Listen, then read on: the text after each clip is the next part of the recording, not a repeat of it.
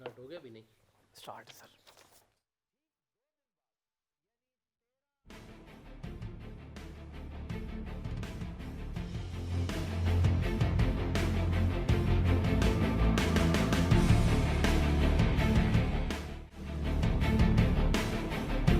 अस्सलाम वालेकुम नाज़रीन, मैं हूं अरसलान खोखर। आप देख रहे हैं प्रोग्राम तेज़ी मंदी स्टॉक मार्केट से। स्टॉक मार्केट के साथ साथ दीगर मामलात पर बात करेंगे।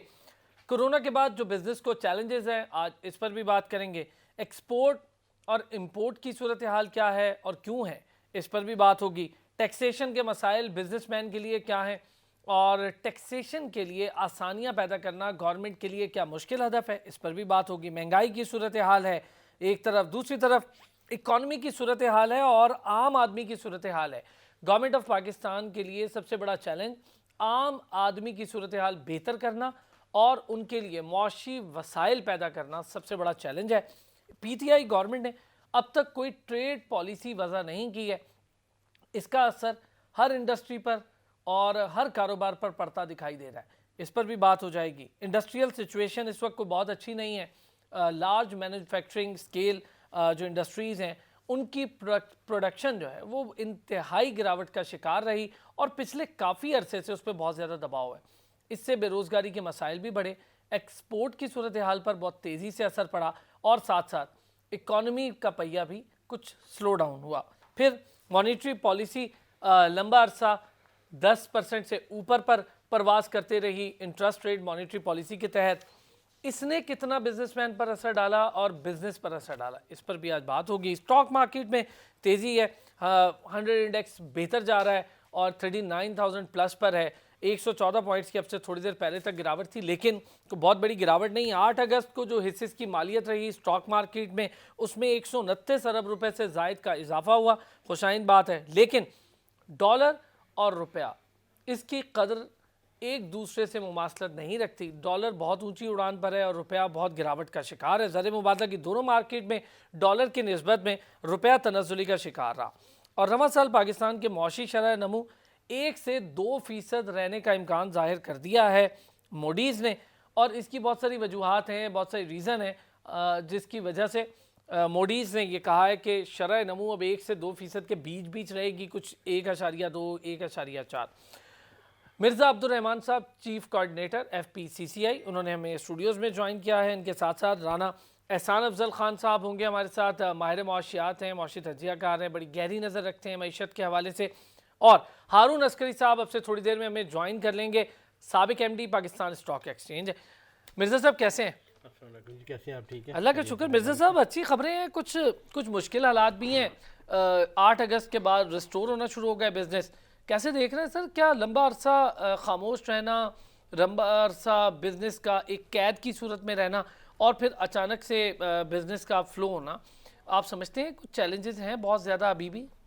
सर सबसे पहले तो ये है कि पूरे 4-5 माह जो है लॉकडाउन रहा और अभी भी गैर यकीनी सी सूरत हाल है। अभी भी ये नहीं कि ख़त्म हो गया है, क्योंकि गवर्नमेंट भी कह रही है कि अभी इसके जो असल पता लगेगा वो पता लगेगा आपको उसके बाद मुहर्रमों के बाद तक, फिर उसके बाद ठंड आ जाएगी, उस पर भी इफ़ेक्ट होता है।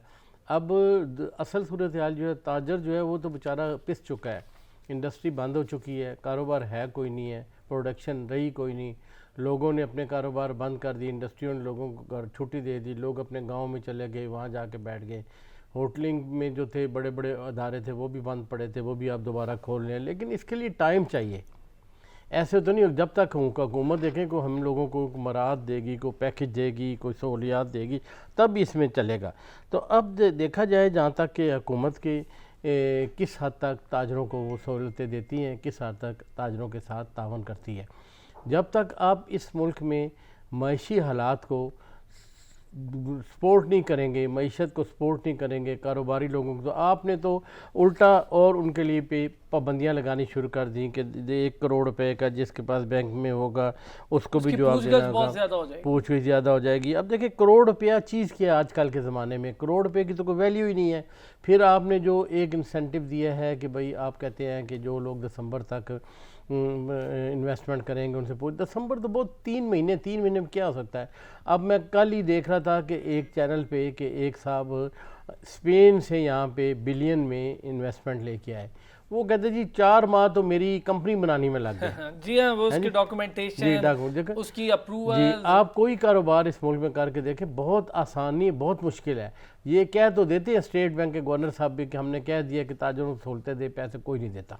आप किसी इवन के स्टेट बैंक में, वर्ल्ड बैंक ने भी कोई ऐसे प्रोजेक्ट निकाले होते हैं जिनमें वो कहते हैं 50-50 लाख तक SME को दो, लेकिन वो भी इतने सख्त शराइत के साथ होते हैं कि कोई नहीं ले सकता। अब भी मौजूदा सूरत हाल ये देखें, लोगों की परचेजिंग पावर ख़त्म हो चुकी है। आप देखें मार्केटों में जाकर देखें, मार्केटें तो उन्होंने खोली हैं लेकिन वहाँ ख़रीदारी कोई नहीं है। बिल्कुल ठीक। और फिर देखें लोगों के इतने पुराने, इतने महीनों के किराए चढ़ गए हैं, लाइबिलिटीज़ चढ़ गई हैं, टैक्स चढ़ गए हैं। हालांकि इन्हें तो चाहिए था कि इनको छूट देते, बिजली के बिल माफ़ करते, किराए में जहाँ पे गवर्नमेंट किराए मालिक नहीं दे सकता, गवर्नमेंट सपोर्ट करती, सब्सिडी देती, कोई कर्ज़े आसान शर्तों पे कर्ज़े हंसना देती, लेकिन कोई बात नहीं है। सवाए बात सिर्फ इस हद तक है कि एक टीवी पे आ जाते हैं, टीवी पे दिखाया जाता है, एक दिन एक बात होती है, दूसरे दिन दूसरी बात होती है। पहले दिन वाली जो आप सुनते हैं ख़बरें इनकी अच्छी, वो दूसरे दिन वो नहीं होती, वो एक नए अंदाज से, नए जाविये से, नए से होते हैं। और फिर देखें इनके जितने बंदे हैं मुख्तलिफ, उनकी कोई समझ नहीं आती, क्या ग्रूमिंग नहीं है, ट्रेनिंग नहीं है। एक अपनी राय इस्तेमाल करता है, दूसरा अपनी राय कोऑर्डिनेशन का कोऑर्डिनेशन का फुकदान है। और फिर इनके पास देखें, इनके पास एक्सपर्टीज जो है वो चंद देखें, सारे नहीं है। मिर्जा साहब, ये खाली FPCCI का मामला नहीं रहा। मैं जितने चैम्बर ऑफ कॉमर्स से बात करता हूँ, जितने एक्सपर्ट से बात करता हूँ, वो लोग ये शिकायत लाजमी करते हैं कि हम एक के पास जाते हैं तो वो दूसरी बात करता है, दूसरे के पास जाते हैं तो वो दूसरी बात करता है। मैं ज़रा हारून साहब से एक सवाल और फिर एहसान साहब से और फिर आपके पास आता हूँ। हारून साहब, सर स्टॉक मार्केट की सूरत हाल अच्छी है और पिछले कुछ दिन से तो बहुत अच्छी है। कुछ नफसियाती हद थी, वो अबूर कर गई स्टॉक मार्केट, 40,000 पर भी गई, आज 39,000 पर है। लेकिन सर जो कारोबार अब खुलना शुरू हुए हैं, 8 अगस्त के बाद की सिचुएशन और 8 अगस्त से पहले की सिचुएशन, क्या सर कुछ चैलेंजेस और मजीद बढ़ेंगे कारोबार के लिए, या आप समझते हैं कि अब ठीक है मामला आसान होगा, इतना लंबा अरसा खामोशी रही, कारोबार बिल्कुल ही चुप रहा और अब कारोबार आएगा तो फिर जोर शोर से बोलेगा? नहीं, मेरा ख्याल है कि चीज़ें जो हैं वो बेहतरी की तरफ जा रही हैं। और आपने ये देखा कि हमारी स्टॉक एक्सचेंज जो है उसने एक सस्टेन राइज रखी है पिछले कोई 5-6 हफ्तों के साथ और 40,000 तक ये इंडेक्स चला गया था। और अब एक कंसोलिडेशन फेज में मार्केट गई हुई है।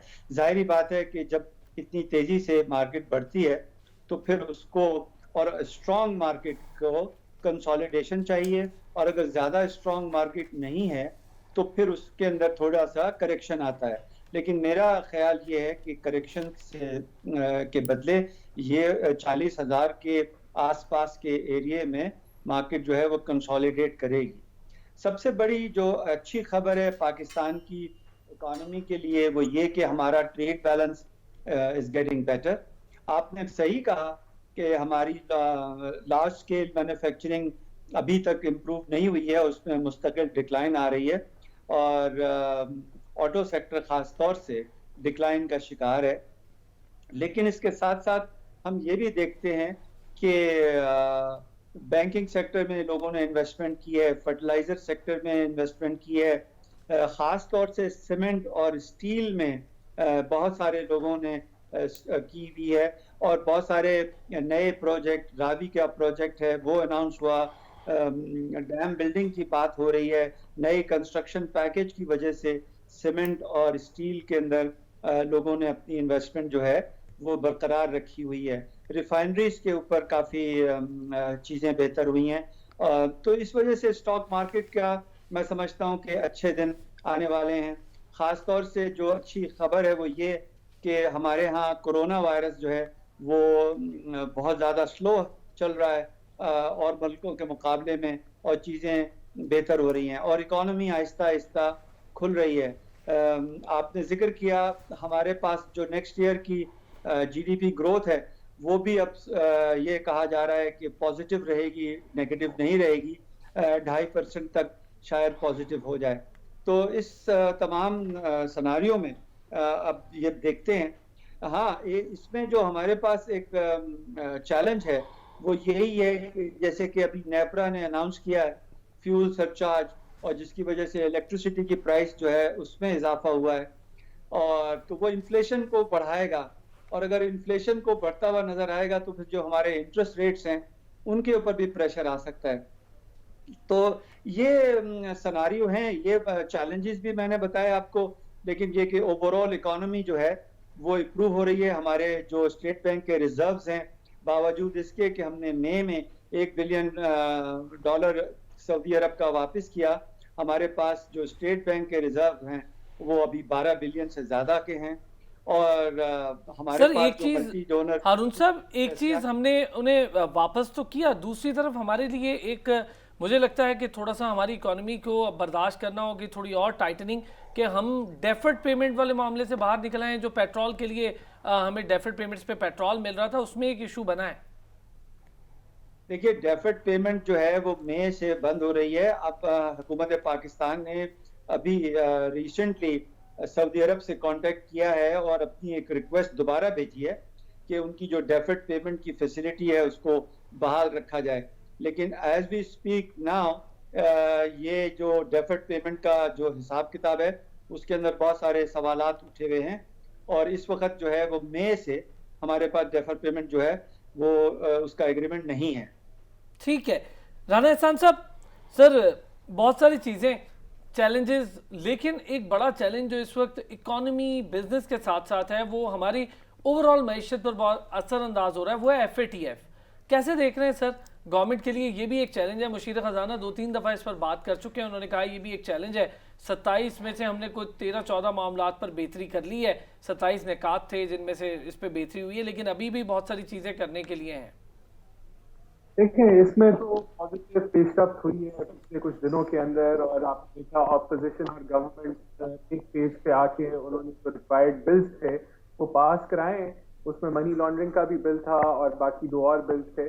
तो मैं समझता हूँ कि इस पेशरफ्त के बाद गवर्नमेंट को इंशाल्लाह ताला आसानी होनी चाहिए FATF के अंदर, और हमें ग्रे लिस्ट से बाहर निकलने के इम्कानात जो है वो बढ़ जाते हैं। आपने स्टॉक एक्सचेंज के बारे में बात की, पॉजिटिव है ट्रेंड, अच्छी बात है, लेकिन हमें ये भूलना नहीं चाहिए कि 2017 सितंबर के अंदर मार्केट कैपिटलाइजेशन जो स्टॉक एक्सचेंज की थी वो तकरीबन $90 अरब की थी, और आज भी जो मार्केट कैपिटलाइजेशन स्टॉक एक्सचेंज की है वो 40 से 50 अरब के ऊपर है। तो हम जहां पहले खड़े थे कुछ साल पहले, उससे अभी हमें अभी तो हमें उसी को ही रिकवर करना है, लेकिन एक पॉजिटिव ट्रेंड है। इसी तरह ओवरऑल जो बिजनेस कॉन्फिडेंस या प्राइवेट सेक्टर का कॉन्फिडेंस है, तो 2 सर्वे हुए थे रिसेंटली। एक ओवरऑल कंज्यूमर कॉन्फिडेंस इंडेक्स का सर्वे हुआ था जो स्टेट बैंक ने और IBA ने करवाया था, उसमें भी -10.4 का जो था वो मई में हुआ था। फिर अभी रिसेंटली जो overseas investor chamber of commerce और इंडस्ट्री है उसने अपना बिजनेस कॉन्फिडेंस इंडेक्स का सर्वे कराया था वेव 19 का। उसके अंदर पाकिस्तान का जो कॉन्फिडेंस था बिजनेस को -50% पे खड़ा था, पिछले साल की बनिस्बत -5% और नीचे गया। तो ओवरऑल बिजनेस कॉन्फिडेंस को बहाल कराने के लिए काफी चैलेंजेस हैं हुकूमत को। सबसे बड़ा चैलेंजेस तो यही है कि वो जो हुकूमत की साइड पे है वो उसके डेवलपमेंट के अखराजात हैं जो उन्होंने 1.3 ट्रिलियन के सारी हुकूमतों ने और फेडरल हुकूमत ने बना के रखा, जो कि 18% कम था पिछले साल से। तो उसी हदफ को मुकम्मल करने के लिए हुकूमत को टैक्स कलेक्शन 4.9 ट्रिलियन की करनी होगी। क्या हुकूमत ये कर पाएगी? अगर वो करेगी तो ही ये डेवलपमेंट जो है वो मुमकिन होगी, वरना इसमें अगर शॉर्टफॉल हुआ तो वो आपकी GDP ग्रोथ को इम्पैक्ट करेगी। अच्छा राना साहब, मैं एक चीज आपने बड़ी जबरदस्त बात की है, मैं एक सवाल इसी में ऐड कर दूं, फिर आप अपनी बात भी मुकम्मल करें। क्या हुकूमत टैक्स कलेक्शन कर पाएगी? ये एक सवाल है, लेकिन इसके साथ कनेक्टेड सवाल ये है कि जिनसे टैक्स कलेक्शन होनी है क्या उनकी सकत है कि वो दे पाए? जी, यही चैलेंज है, क्योंकि इस वक्त एक थकावट का जो है वो अब सारी प्राइवेट सेक्टर के ऊपर है। वो पिछले 1.5-2 सालों से थके हुए हैं।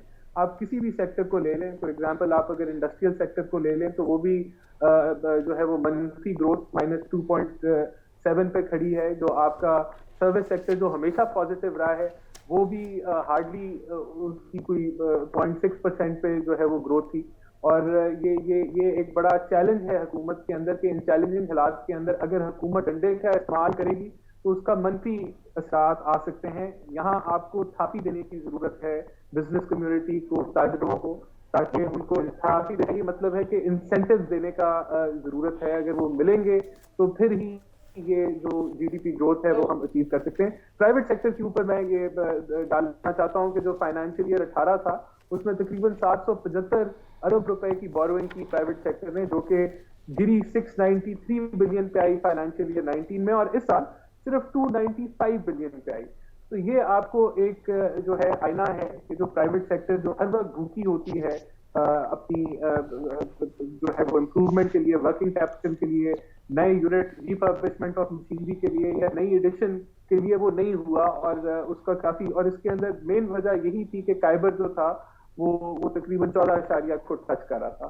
तो अब हुकूमत ने जो मार्कअप काम किए हैं कोविड के सिनारियो के अंदर, क्या प्राइवेट सेक्टर इसका कितना फायदा उठा पाएगा? क्योंकि अगर किसी ने अगर नया यूनिट लगाना भी है तो ट्रैवलिंग पे बैन है, और जिस तरह आप देख रहे थे कि जुडिशरी भी तकरीबन 4 माह की ब्रेक पे थी, तो पर्दे निकालना, मॉर्गेज कराना, वो सब कुछ रुका हुआ था। ये जो गवर्नमेंट ने जितने भी ये इंसेंटिव दिए सैलरी के या नया यूनिट लगाने के या कोविड के ऊपर, ये सिर्फ एक छोटी सी सेक्टर ने अवेल किए जो ऑलरेडी जिनकी बैंकिंग पिछले काफी कुछ अरसे से हो रही थी। लेकिन जो नए क्लाइंट्स या नए लोगों को ये फैसिलिटी अवेल करने का मौका नहीं मिला, तो ये बड़ी एक लिमिटेड फैसिलिटी थी जो मैं समझता हूँ ओवरऑल जो है वो लोग इसको नहीं अवेल कर सके।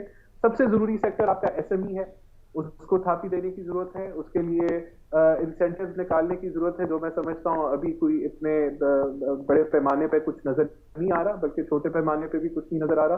तो हुकूमत के लिए काफी चैलेंजेस हैं, प्राइवेट सेक्टर एक साइड पे और दूसरा इनका अपना डेवलपमेंट प्रोग्राम, ये दोनों मिलेंगे तो फिर ही जो है वो इकोनॉमी के अंदर कोई बेहतरी के असरात नजर आने, कोई बड़ी बेहतरी के असरात नजर आते हैं। मैं ये आपका सवाल बिल्कुल अब्दुल रहमान साहब, सर एग्री करते हैं? जी सर, देखें बात तो उनकी सही कह रहे हैं, लेकिन बात देखने की बात है कि हालात क्या कहते हैं। देखिए जो आपके माली हालात है, 2020 में जीडीपी के मुकाबले में खसारा जो है 9% हो जाना स्टेट बैंक का कहना है। लेकिन जबकि इस वक्त भी आपके जो हैं जुलाई में महंगाई जो है 4 माह की बुलंद तरीन सतह पे 9.3 पे पहुंच चुकी है। इसी वजह से देखें आप हर चीज़ की कीमतें बढ़ा देते हैं, जैसे आपने बिजली की कीमतें बढ़ा दी। अब आप बिजली की कीमतें बढ़ाएंगे तो क्या वो इफेक्ट नहीं करेंगी? करेंगी। देखे दुनिया में आप जिन मुल्कों से मुकाबला करते हैं उनसे हम कैसे मुकाबला कर सकते हैं? हम उनको दूसरी दुनिया में, दूसरे मुल्कों में अपने सामान नहीं बेच सकते जब तक हमारी बरामदात नहीं हो सकती, जब तक कि हमारे रेट उनसे कंपैरेटिवली कम होंगे। हमारे रेट से उनसे ज़्यादा होंगे तो हमें कहाँ चांस मिलेगा। अब देखें हम चाइना को भी मौका दे रहे हैं, वो यहाँ पे सी पैक भी बड़े बन रहे हैं और बड़ा अब काम शुरू दोबारा हो गया नए सिरे से। लेकिन जब आप देखें कि आप अपनी मईशत खुद ही उनके हवाले कर देंगे तो फिर क्या होगा? जैसे अभी तुर्की के सदर साहब आए थे तो उन्होंने भी यहाँ पे जो अपने साथ बिज़नेस कम्युनिटी के लोग लाए थे, काफ़ी सारे वफूद उनके साथ थे, और सारे वफूद का यही था कि उनकी जितनी भी उनकी प्रोडक्ट थी, जितने उनके कारोबार थे, वो हमारे से रिलेटेड थे। रियल स्टेट थी, कंस्ट्रक्शन थी, इस किस्म के रोड्स के थे, सारे जितने भी हमारे से। अब अगर हम उनको अपने मुल्क में जगह देंगे तो वो जाहिर है कि वो फिर हमारी अपनी मईशत तो ख़त्म हो जाएगी। हम कारोबार कैसे करेंगे? असल चीज़ ये देखने की है कि हमारे हुकूमत को चाहिए। लेकिन जॉइंट वेंचर तो किया जा सकता है। सर जॉइंट वेंचर नहीं वो करते ना, वो कहते हैं जी हमारे मुल्क में, अपने मुल्क में ये कारोबार ऑलरेडी हैं तो हम आपके साथ, आप हमारे मुल्क में आके इन्वेस्टमेंट करें। हमारे मुल्क में जॉइंट वेंचर करने के लिए कोई बंदा, हम भी यही कहते हैं कि ऐसे दुनिया से ऐसे लोगों को, बिजनेसमैनों को ढूंढा जाए जो हमारे मुल्क में आके सरमायाकारी करें और जॉइंट वेंचर करें। हम देखें हम उनको सहूलतें दे सकते हैं, ज़मीन दे सकते हैं, बिजली दे सकते हैं, बिल्डिंग दे सकते हैं, जो हमारे वस में है। अगर टेक्नोलॉजी वो लाएंगे सब कुछ कहकर। अब मुसीबत हमारे मुल्क में बदनसीबी ये है कि बातें तो सारी, देखें SME मैं आपको बता रहा हूँ ना कि हमारे पास दो चंद एक इन्वेस्टर जो दुनिया से आए हैं ना, वो इमरान खान साहब के कहने पे वो आए हैं, तो उन्होंने जब यहाँ आके देखा यहाँ का तो माहौल बिल्कुल डिफरेंट है, कहना कुछ है होना कुछ है। अब देखिए मैं बता रहा हूँ, कल स्पेन वाले वो साहब जो है वो खुद ही कह रहे हैं कि जी मैं आया हूँ तो मैं तो वाइंड अप करके वापस जा रहा हूँ। अब ऐसे हालात में हुकूमत को चाहिए इन चीज़ों को देखे। जो भी इन्वेस्टर जो इन्वेस्टमेंट करना चाहता है इस मुल्क में, चाहे पाकिस्तानी इन्वेस्टमेंट है चाहे बाहर की इन्वेस्टमेंट, उनको फैसिलिटेट करें, उनको सहूलियात दें, उनको काम करने दें ताकि मुल्क में रोज़गार आए। जो वक्त बता रहा है, वक्त के साथ ऐसे हालात बनते जा रहे हैं कि आपके मुल्क में बेरोज़गारी इस कदर शिद्दत से बढ़ती जा रही है। तालीमी इदारों से जो आप डिग्रियां बच्चे लेके निकल रहे हैं, वो अपनी डिग्री बेचारे अपनी जेबों में लेके फिर रहे हैं। आप यकीन करें MBA पास को 15,000 की नौकरी नहीं मिल रही, और वो यहाँ पे फैक्ट्रियों में लेबर के तौर पे पैकिंग में काम कर रहे हैं। इस चीज़ का आपको देखना बेरोजगारी का होगा। मामला बेरोजगारी तेजी का से बहुत उठ रहा है। बढ़ रहा है। बेरोजगारी में एक चीज सर बड़ी इंपॉर्टेंट है कि कुछ ऐसी सनतें हैं जिसको फाल किया जा सकता था, जिसको बेहतर किया जा सकता था। उसमें आईटी सनत थी जिसको हम थोड़ा सा सपोर्ट कर लेते, थोड़ी सी उसके लिए फैसिलिटेशन कर लेते तो बेहतर हो जाता। मैं एक ब्रेक लेता हूँ, ब्रेक से वापस आता हूँ तो तीनों हजरात पे ज़रा इस पर भी बात करके देखेंगे कि अब अगले आने वाली जो इराज हैं वो सब आईटी पे बेस कर रहे हैं। दुनिया भर में ई कॉमर्स और आईटी बिजनेस बहुत तेज़ी से बढ़ रहा है और इस वक्त दुनिया के जो अमीर लोग हैं, जो ज़्यादा पैसे कमाने वाले लोग हैं, वो उन्हीं कंपनी से रिलेटेड कारोबार करते हैं जिसका मैं जिक्र करूँ। वापस आते हैं तो इस पर बात करते हैं।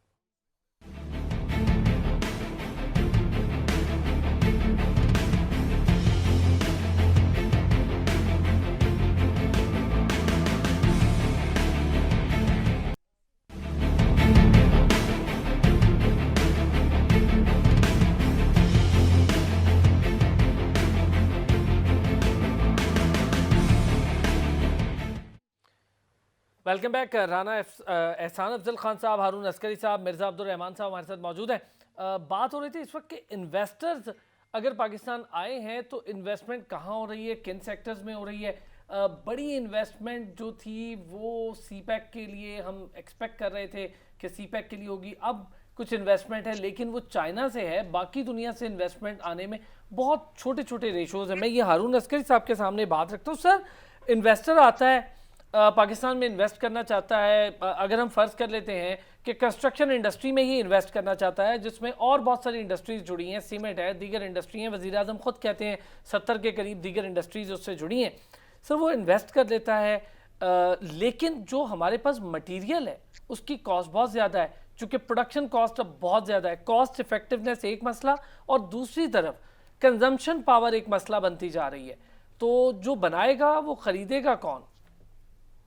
नहीं, आपकी बात और आपके जो गेस्ट हैं उनकी बात इस बात बिल्कुल दुरुस्त है कि कॉस्ट ऑफ प्रोडक्शन और कॉस्ट ऑफ डूइंग बिजनेस जो है वो जब तक कॉम्पिटिटिव नहीं होगी, और कॉस्ट ऑफ प्रोडक्शन में सबसे जो अहम चीज़ है वो है एनर्जी की price of energy and price of power.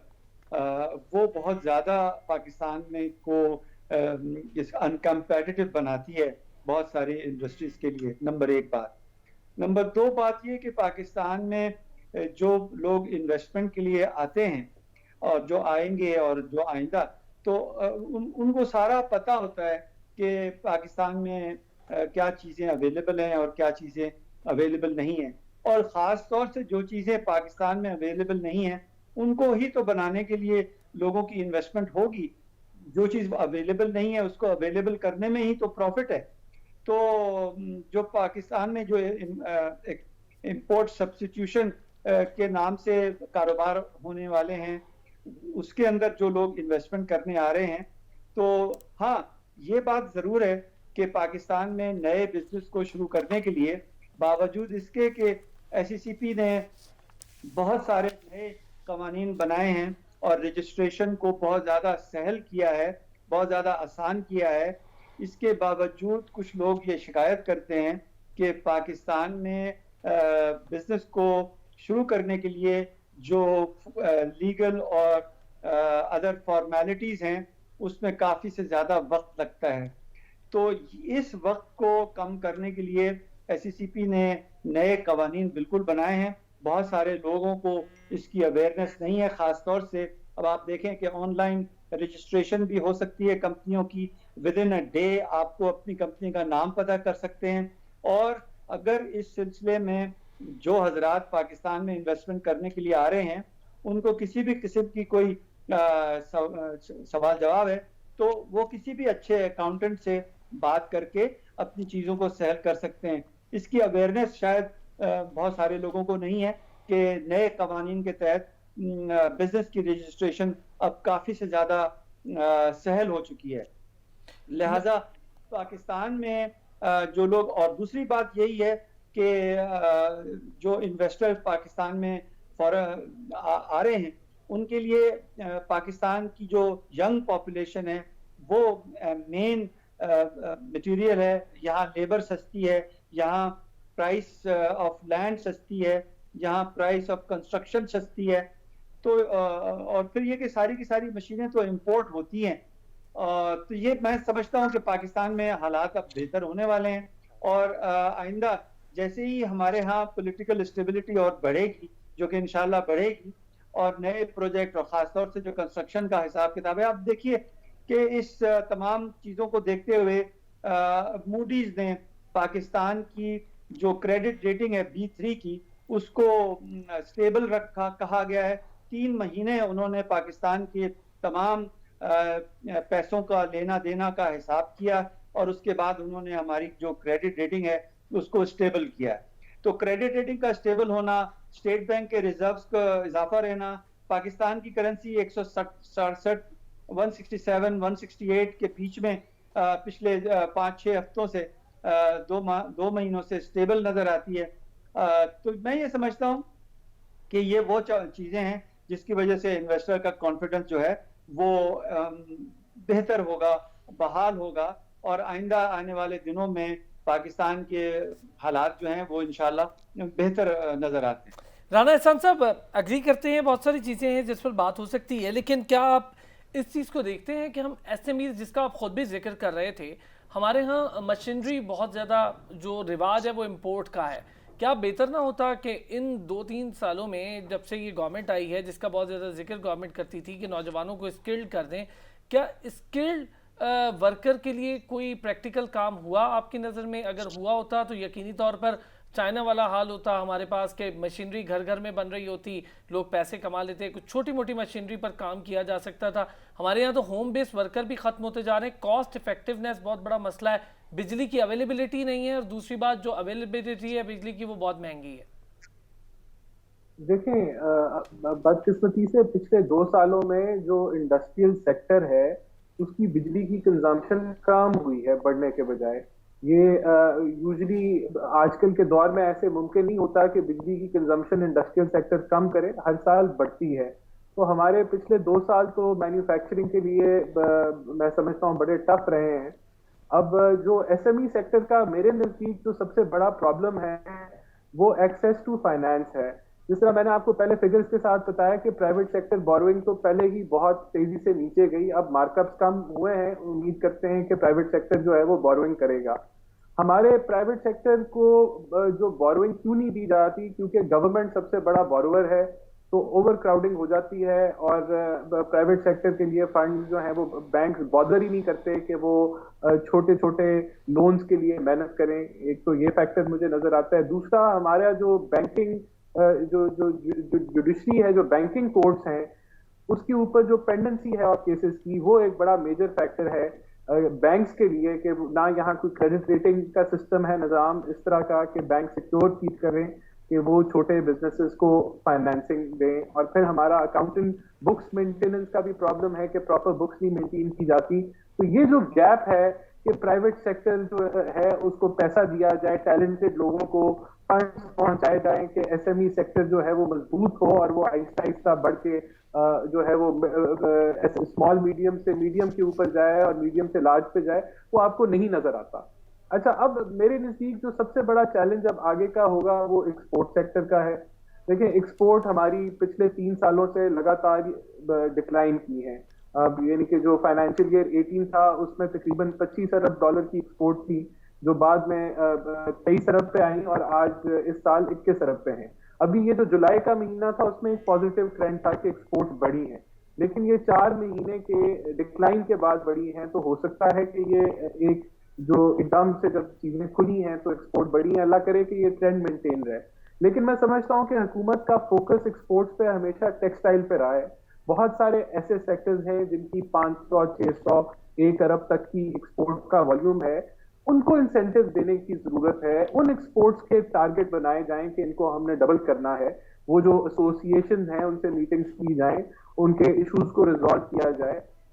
मैं समझता हूं अगर एक्सपोर्ट्स बढ़ानी है तो पाकिस्तान की स्ट्रेंथ पे प्ले करना पड़ेगा, और पाकिस्तान की स्ट्रेंथ मेरे ख्याल से चीप लेबर है।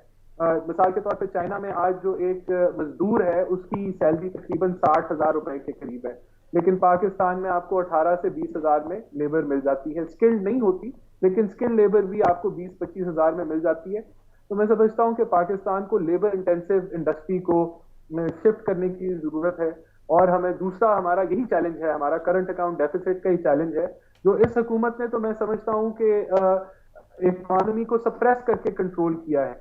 ये कितनी देर तक सस्टेन रहेगा, ये सवालिया निशान है। जब भी इंफ्रास्ट्रक्चर डेवलपमेंट होगी या आप जब भी एक डेवलपमेंट के मोड में जाएंगे तो करंट अकाउंट डेफिसिट पे फिर से प्रेशर आ जाएगा। उससे पहले पहले हमें चाहिए, ये जितना भी टाइम है, हुकूमत को चाहिए इंपोर्ट सब्स्टिट्यूशन की इंडस्ट्री को इंसेंटिव दें, एक्सपोर्ट की इंडस्ट्री को इंसेंटिव दें। ये अगर हम लोग दे देते हैं और हम अगले 3 सालों में जो हुकूमत का बकाया हिस्सा है इसके अंदर अगर ये सेक्टर वाइज इंसेंटिव देती है एक्सपोर्ट के अंदर और इंपोर्ट सब्स्टिट्यूशन के अंदर, तो मैं समझता हूं कि तब फंडामेंटल कोई चेंज आएगी हमारे जो करंट अकाउंट डेफिसिट के प्रॉब्लम्स हैं। मैं इन्फ्लेशन पे कमेंट जरूर करना चाहता हूं। देखें, गरीब को सबसे ज्यादा इन्फ्लेशन चुभती है। यानी कि मैं समझता हूं ये एक मिसमैनेजमेंट है कि कमोडिटी प्राइसेस कोविड की मुनासबत से दुनिया भर में क्रैश कर गई, लेकिन इन्फ्लेशन जुलाई की 9.3% पे थी एवरेज, फूड इन्फ्लेशन 15% पे थी, रूरल अर्बन और रूरल पे 17% पे थी। तो ये जो मिसमैनेजमेंट की वजह से इन्फ्लेशन को हम नहीं कंट्रोल कर पाते, जिसमें सप्लाई डिस्ट्रप्शन है या आपकी आउटपुट लोकस्ट की वजह से कम हुई या पानी की कमी की वजह से या फर्टिलाइजर जो है वो राइट टाइम पे इंपोर्ट ना करने की वजह से, ये चीजें हमें जो है यहाँ हुकूमत को फोकस करनी होंगी। अगर हुकूमत इनको फोकस कर लेती है तो बेहतर रिजल्ट आ सकते हैं, लेकिन अगर यही कारकर्दगी रही जो पहले है तो मैं समझता हूँ कि एक कभी भी व्हीट क्राइसिस पाकिस्तान में नहीं आया। आज $2 से ऊपर जो है वो 40 किलो के आटे की बोरी है। तो ये चीजें हुकूमत की खुद, चीनी 90 रुपए प्लस है और कराची में 100 रुपए चीनी बिक रही है। अभी जो मैं आपसे बात कर रहा था एनर्जी क्राइसिस की, क्या आप हजरात जो बेहतर समझते हैं, मैं मिर्ज़ा साहब का भी इस पे कमेंट चाहूँगा और आपका एक कमेंट भी मुझे चाहिए होगा। पहले मैं ज़रा मिर्ज़ा साहब आप इस पे कमेंट करें, क्या कराची की सूरत हाल देखते हुए जो के इलेक्ट्रिक की सूरत हाल है, क्या कोई इंडस्ट्री इस्टेब्लिश की जा सकती है वहाँ पर, कोई नई इंडस्ट्री लग सकती है जो बिजली की सूरत हाल है? सर इस वक्त तो आपके पूरे पाकिस्तान में तकरीबन 60% इंडस्ट्री परमानेंट बड़ी बंद हो चुकी है। सर मैं इसी वजह से आपसे पूछना चाह रहा हूँ, कराची में गारमेंट इंडस्ट्री जो छोटे लेवल की थी, हम जिसे मीडियम से स्मॉल साइज इंडस्ट्रीज कहते थे, वो भी बंद है। वो भी इसी वजह से सर बंद है। 2 सालों में नेगेटिव कंजम्पशन है इंडस्ट्रियल सेक्टर की। देखिए बात ये है, बात वजह ये है ना, देखिए कि इंडस्ट्रियल आपने इनको कोई सहूलियात नहीं दी ना, इनको नज़रअंदाज किया गया। हर मामले में ये समझते हैं जो भी आता है, जो भी सियासतदान आता है वो समझता है जो ये कारोबारी लोग हैं ये चोर है, और इसी चीज़ पे आके पहले ही फोकस कर दिया जाता है कि इनको रगड़ा दो, और बाद में हालांकि रिजल्ट डिफरेंट होते हैं। कई ऐसे ऐसे मसाइल बनते हैं। मेरे एक साहब थे, मैंने देखा उनके पास ह्यूज इंडस्ट्री थी, उनके गैस के बिल थे। अब गैस का बिल अगर गैस का बंद कर दिया जाए उससे फिक्स चार्जेस देने पड़ते हैं। बिजली का इस तरह बिजली के फिक्स चार्जेस देने तो वो भी लाखों करोड़ों में चले जाते हैं। अब वो इन चीज़ों को नहीं देखते और ये कहते हैं कि भाई कि नहीं, इस चीज़ को हम किसी तरीके से फाल करें। जो हमारे रिफंड पड़े होते हैं वो भी देने के लिए तैयार नहीं होते। SME जो छोटे लेवल पे जो कारोबार करते हैं, जो बाहर मुल्कों के, उनके रिफंड बहुत बहुत पड़े हुए हैं। अगर आप उनको भी, हमने तो इन्हें कई दफ़ा कहा था कि जी आप पाकिस्तान में करेंसी छापनी, करेंसी छाप के लोगों को दे दें, डॉलर तो नहीं मांग रहे, ताकि आपका कारोबार चल जाए, लोगों को मिल जाए लेकिन वो भी नहीं है। अब जैसे कह रहे हैं मेरे भाई के अब वो इतनी सहूलियत, देखें बात यह है कि आप अगर SCCP में रजिस्ट्रेशन कराएं ना कंपनी की, कम से कम 3 महीने उसमें लग जाते हैं। ऑनलाइन सिस्टम है, अखबार में देंगे, ये करेंगे वो करें, 3 महीने उसमें लग जाता है। फिर सर सबसे बड़ी बात कि आप इनकम टैक्स में अपने आप को नेशनल टैक्स नंबर लेने के लिए आप करें तो आपको कम से कम 8 से 10 दिन चाहिए। आज आप अप्लाई करेंगे, अगले हफ्ते आपको जवाब आएगा।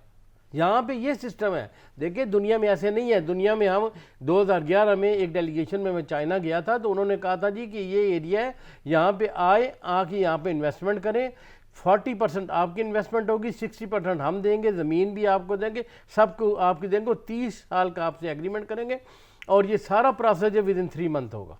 हर चीज़ फैक्ट्री आपकी चल रही होगी। यहाँ पे आप देखें, हम शुरू करते लगाने के लिए, आप मशीनरी की बात कर रहे हैं।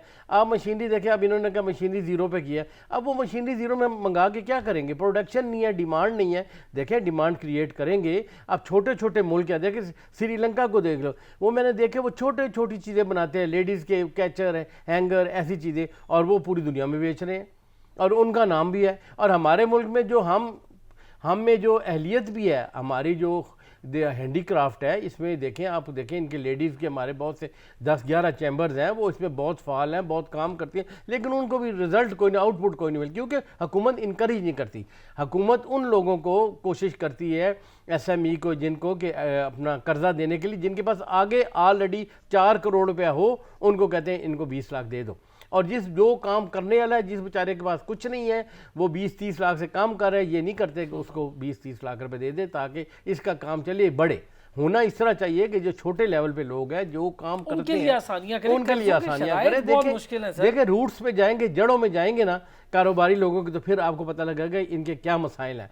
ऊपर से देखें, फिर दूसरी मज़े की बात यह है कि यहाँ पे कुछ ऐसे लोग हैं जो स्ट्रीट पावर रखते हैं, जिनका अपना बिजनेस से कोई वास्ता नहीं होता, और सिर्फ वो ऊपर अपनी सिर्फ इस वाली खड़पैंची रखने के लिए और अपने ओहदे रखने के लिए बैठे होते हैं। और वो सारी बिजनेस कम्युनिटी, क्योंकि बिजनेस कम्युनिटी बेचारी जकड़ी होती है, वो रोज़ कारोबार करे, काम करे, रोटी कमाए, पैसा। अच्छा, एक बात बताइए मिर्जा साहब, आप FPCCI को रिप्रेजेंट करते हैं, चीफ कोऑर्डिनेटर हैं, आप लोगों की मुलाकात रहती है फाइनेंस मिनिस्टर से भी रही, इससे पहले असद उमर साहब से, उनसे भी रही, और फिर अब मुशीर ख़जाना इनसे भी रही, अब्दुल रज़ाक दाऊद आते जाते रहते हैं FPCCI में, क्या कोई बात नहीं? सर 3 दिन पहले लाहौर चैम्बर भी और सारे पाकिस्तान के मुख्तलिफ चैम्बर्स गए हैं। वज़ीर आला पंजाब के पंजाब हाउस में, वहाँ इमरान खान साहब ने एड्रेस किया है, और वहाँ पे हमारे जो हैं प्रेसिडेंट FPCCI मियां अंजम निसार, और लाहौर चैम्बर के जो सदर हैं इरफान साहब, वो भी थे, और इन्होंने वहाँ पे उनसे काफ़ी सारे इसी सिलसिले में मुतालबात किए, और इमरान खान साहब ने मुतालबात को सुना भी, हमदर्दाना गौर भी किया,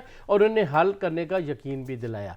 और ये नहीं होता, हमेशा ही ऐसे होता है। हम देखें शेख हफीज़ साहब से मिलते हैं, रज़ाक दाऊद साहब से मिलते हैं, हमाद अज़हर साहब से मिलते हैं, इमरान खान साहब से मिलते हैं, लेकिन ये हमारी बातें सुन सारी लेते हैं, लेकिन बाद में उसमें कुछ नहीं होता। हारून साहब, सर एक मैं देख रहा था, एक खबर मेरी नज़र से गुजरी कि दुबई में ख़रीदारी पर 1 हफ्ते के लिए उन्होंने टैक्स छूट दी है, वैल्यू एडेड जो टैक्स है उसकी छूट दे दी है। वहाँ पर सर रिकॉर्ड ख़रीदारी हो रही है, मतलब आप कोरोना से वापस आए तो कोई पॉलिसी फिर भी ना हो, कोरोना पर जा रहे हो तब भी कोई पॉलिसी ना हो, ये बड़ी ख़तरनाक बात नहीं है सर? 23 माह हो चुके, कोई तिजारती पॉलिसी नहीं है।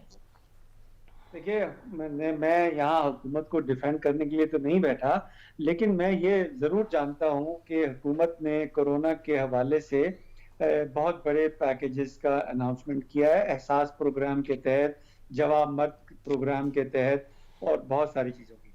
अभी आपके गेस्ट ने इस बात का दोबारा से बताया कि पाकिस्तान का जो फिस्कल डेफिसिट है वो 9% से भी शायद ज़्यादा है। 9% हुकूमत के नंबर हैं, लेकिन आपके गेस्ट ने बताया कि शायद इससे ज़्यादा होगा। तो जिस मुल्क में के ख़जाने खाली हों और जहां फिस्कल डेफिसिट 9% ऑलरेडी हो रहा हो, और जहां पर पाकिस्तान का तकरीबन 80% हिस्टोरिकली हमारा डेट टू GDP रेशो होता था 60%, आजकल 80-84% के करीब हो गया है। तो जहां उधार की सूरत हाल ये है कि हमारे पास गुंजाइश नहीं है और हमारा फिस्कल डेफिसिट का हिसाब किताब ये है कि 9% है, वहां पर अगर हम हुकूमत से और भी मराहत मांगेंगे तो आप ये बताइए, चाहे हुकूमत किसी की भी हो, वो ये पैसे कहाँ से आएंगे और ये काम कैसे होगा?